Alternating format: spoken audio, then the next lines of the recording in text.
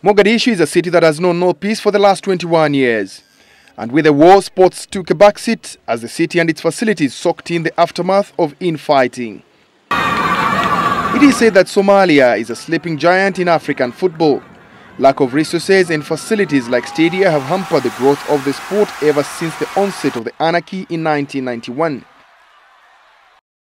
There are two stadiums in Mogadishu, the National Stadium, which is the main stadium, and Banadir Stadium. The National Stadium is in shambles. It has been used by the powers that control Mogadishu as a strategic position for tightening control of the city. Currently, it is the base of AMISOM forces in Somalia after flashing out the Al-Shabaab militia. I really have a dominating area that I control. This is an area of, it's very tactical to us, because we over-dominate all of the area in Mogadishu. Many in Somalia have fond memories of the stadium, including the transition of federal government forces. It's an amazing feeling. I can't describe the feeling that we all feel as Somalis. I myself used to come to this stadium as a young man to watch soccer games. With the facility unavailable and the Banadir Stadium under reconstruction to lay an artificial turf, league matches are played basically on sand. It is a sharp contrast to the other countries where the Somali national team goes to play on grass fields. With all due respect, the Somali players, they train on sand, and for them to play on a surface like this with grass is a whole new experience. So luckily they just built an artificial court in Somalia, which I think will help improve the country as football-wise. Ahmed Ali Mohammed is a Somali player plying his trade in the 3rd division in Netherlands. He was part of the team that played in the 2012 edition of the recently concluded CECAFA regional tournament. Somalia socked in 13 goals in 3 matches, the worst record of the event. But for Ahmed and his teammates, it was all about playing for pride and getting to know each other.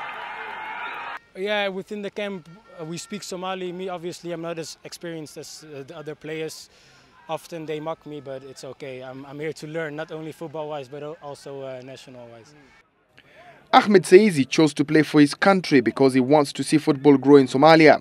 At the CECAFA tournament, he was joined by Mohammed Heriri, another foreign-based player from Kuwait's 1st Division League. Both say the Somalia Football Association has to get the Somali players across the globe to play for their country. I know so many good players, but I don't think the federation is doing its job by calling upon the best players the country has. There is a lot of players from outside, good players.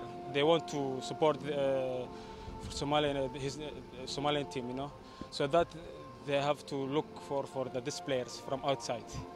Football organization in Somalia, FA, is wanting, going by their display and the team's treatment at the tournament in Uganda.